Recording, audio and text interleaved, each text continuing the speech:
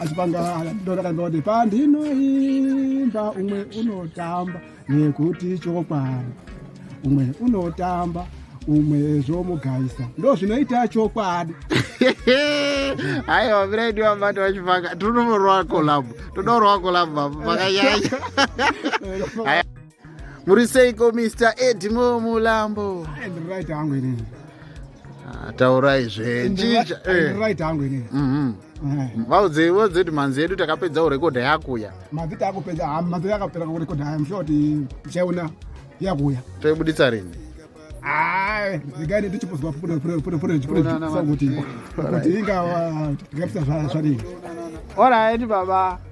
Anatse kutaura kuti mimuida rini? Inini kana ruzhinji. Imimi ndimi ruzhinji.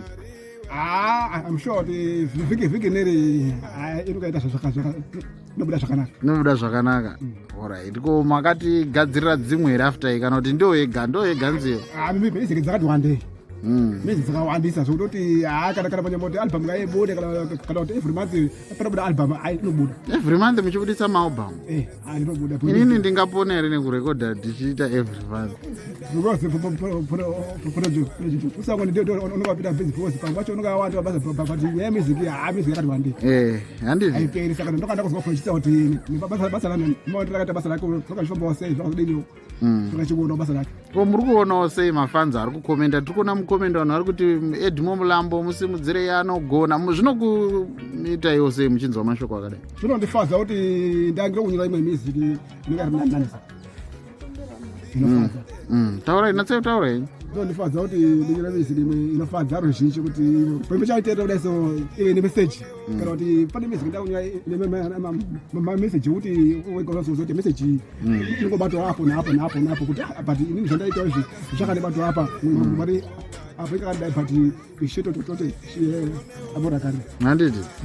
Totenda muitire zvakanaka. This week inobuda manzi toibuditsa kana iri Friday, handiti hoza Friday. Hoza Friday aitobuda apa. Chovha chatsva. Vanhu varanga vapodesa. Ko amudi ere kuita collab na Hosea Chipanga? Vese ndinoda ndati Hosea Chipanga. Ndinoda. Unoda ere? Unowaziva ere Hosea Chipanga?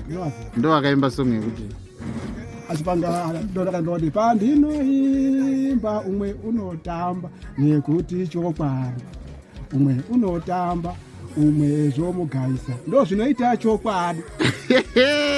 Aiwa Fred wambati wachipanga tunomorwa collab, tudorwa collab pakanyanya.